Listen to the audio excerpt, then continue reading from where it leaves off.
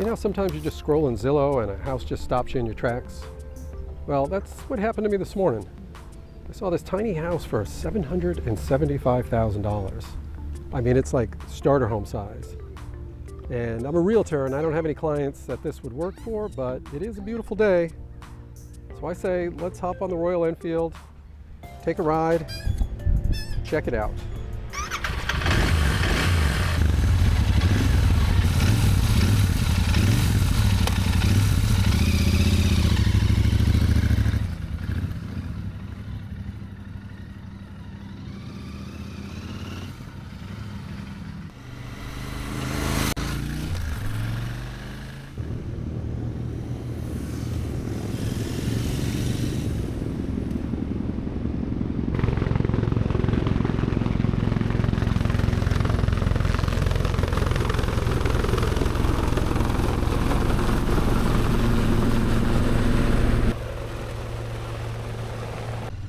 So we're leaving Albert Whitted Park, which is right next to a little executive airport in downtown St. Pete. So it's on the southeast side. It faces Tampa Bay. You can see the Tampa skyline from the airport. And then it's really just a 5-minute ride from the southeast side of downtown to the northeast side. I mean, it's just a handful of blocks, really. But it's a beautiful ride. It goes along the water of the canal. There's a marina there. There's another park coming up here, Demon's Landing, which is a great park to just kind of chill out.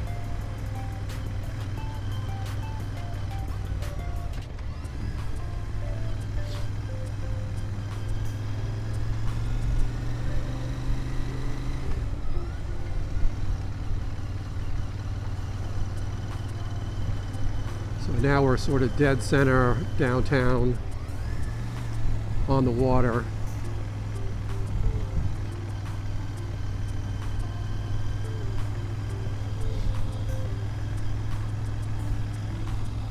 And off to the right, you're not going to be able to see it, but down 2nd Avenue here is the rebuilt Saint Pete Pier, which has got a bunch of restaurants and fishing piers and walking trails, and it's usually pretty packed on the weekends.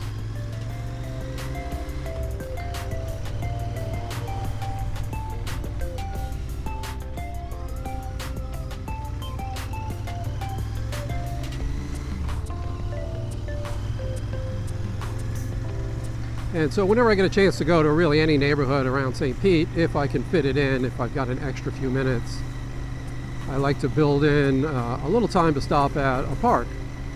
And, you know, like most cities, there are some public parks. But here, Northshore Park, which sits right on Tampa Bay, and it goes for like, I don't know, a mile or so along the bay, and it's got, you know, literally everything that you could want in a park. Including beach volleyball and outdoor gym and tennis courts, and really it's just like miles of really nice sidewalks.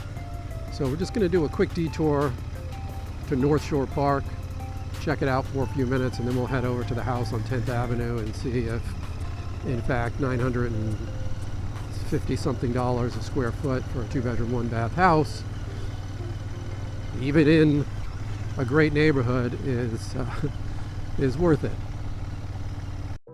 So this is Northeast Park, and it's pretty much got everything. There's 2 dog parks, one for big dogs, one for small dogs.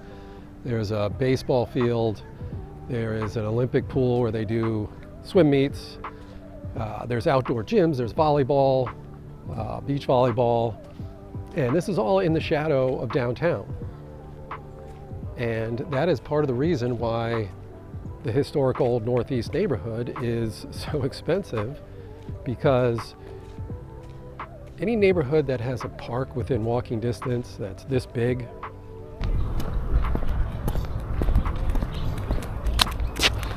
hey bud, you coming over to see me? Oh, you're soaked. You're soaked like a wet sponge. He certainly is. Just had a shower though. You know, that's an amenity that, I mean, it's hard to put a number on it. Certainly it affects home values, but really it's just a quality of life thing.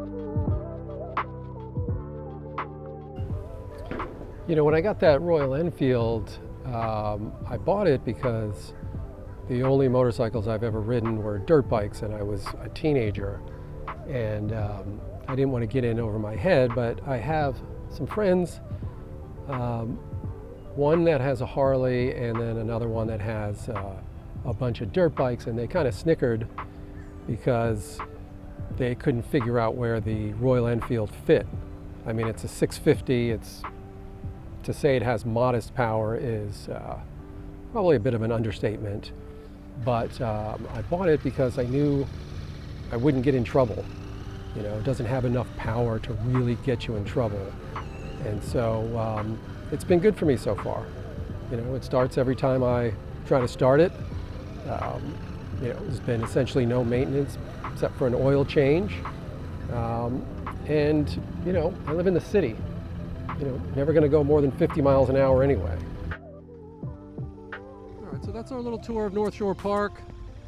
And we just, by coincidence, are leaving one of the exits on 10th Avenue, which is where this little house is. So it's just really a straight shot. And we'll do some riding around the neighborhood so you get a feel for the sort of architecture and the type of house in Old Northeast, which you can kind of get a little bit of a feel already. The average price is around 1.1 million, which would get you about 2,000 square foot of regular 3.2, but you know, there's no two houses are the same here. You know, this neighborhood is the oldest official neighborhood in St. Pete. It's the oldest neighborhood association in St. Pete. It's the neighborhood when somebody you know says they moved to Old Northeast, you kind of like stop and say, oh, okay, this guy's doing pretty well. All right, so here it is. It snuck up on me.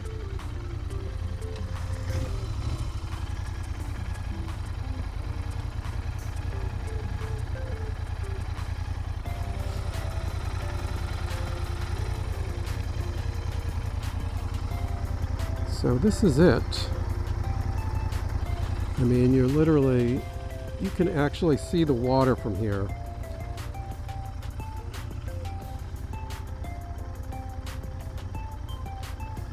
So it is a 2-bedroom, 1-bath, 835 square feet.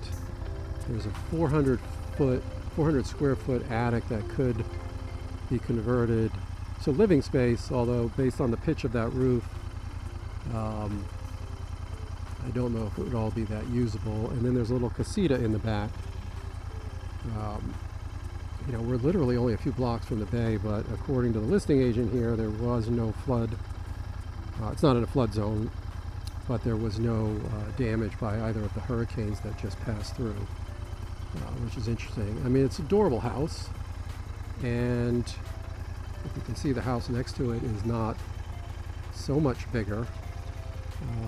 These are some of the smaller houses that you're going to see in the neighborhood. Obviously, you're not going to get much smaller than 835 square feet. So, you know, I mean, if you want to live a downtown kind of life, you want to have access to an awesome park, if you're willing to put a couple bucks into redoing the attic, adding a little bit more square footage if you need it. I mean, obviously this is not a house for a growing family, but for a couple, possibly one kid, or I mean, a winter home if that's your thing. $928 a square foot. I don't know if that's officially a record for St. Pete, but for a single family house, but it's got to be close. I tell you, it's got to be close. So let's cruise around the streets a little bit so you can get a better feel for the rest of the neighborhood.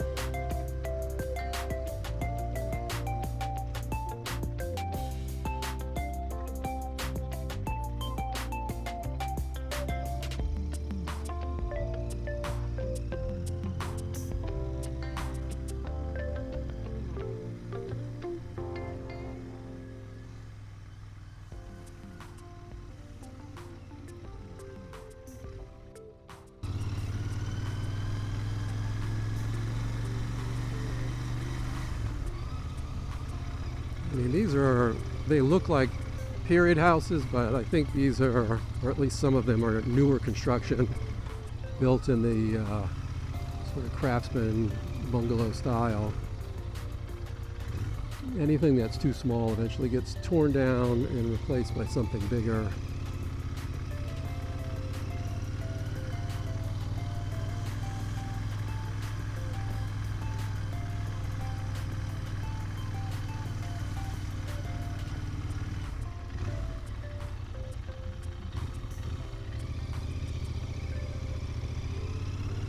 And the neighborhood still has some really modest sized apartments in it as well.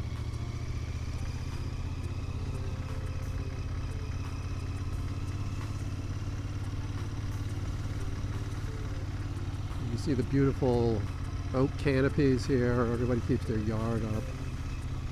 I mean, it's just a beautiful neighborhood. This was a tear down, obviously. Somebody put up a, say, 4,000 square feet. Probably $1.5 million, 2 million.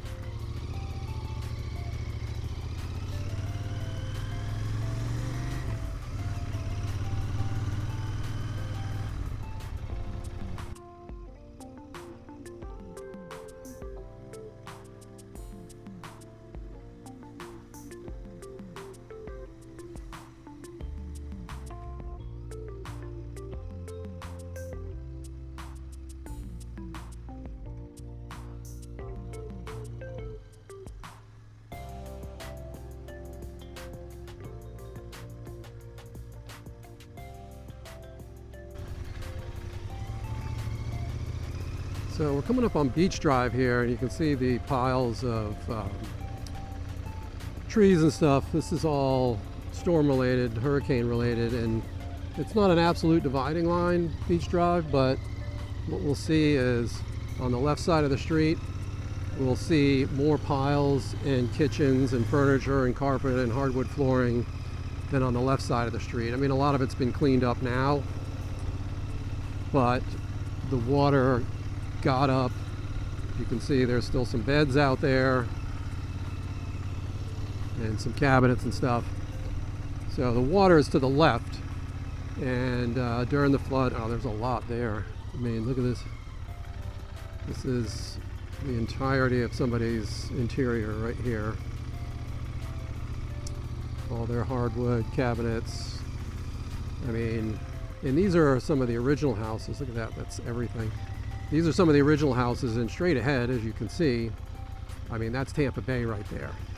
So as far as flood goes, if you're non-elevated and you're on this side of Beach Drive, this is going to be your life. I mean, it was an unusual storm, yes, but you know, in this day and age, to have an unelevated house on this side of Beach Drive is you know, probably not good for your mental health. And you see some piles of brush ahead, but once you get down one block or so, because you know the elevation increases pretty quickly as we head away from the water, so they just didn't have to deal with the same thing that the people on sort of the left side or the east side of Beach Drive did. So just to give you some idea where we are, we're now coming up on 13th. The house we saw was on 10th, and we looped around a little bit, but I'm bringing that up because we're heading directly into downtown, and just from a location standpoint, it's important. So that's 12th that we just passed.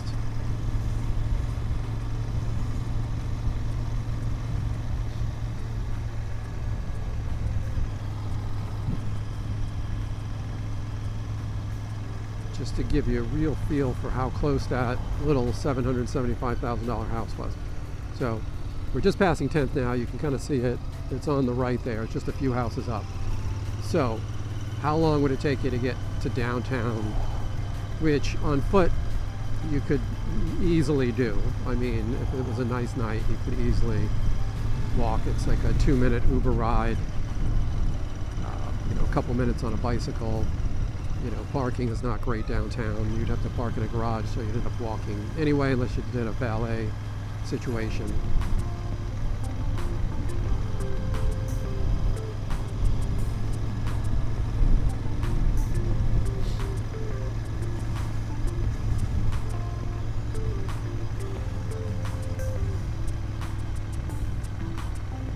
So that's essentially it. That from that house at 10th, we are now entering the restaurant row of Beach Drive. So as you can see here on the right, it is already kind of busy with the lunchtime crowd. It looks like there was a wedding or something. And there's a million restaurants, a cigar bar here. It's just a really nice place to come, park your car, and figure out where you're going to eat. And then on the other side, obviously, is the bay.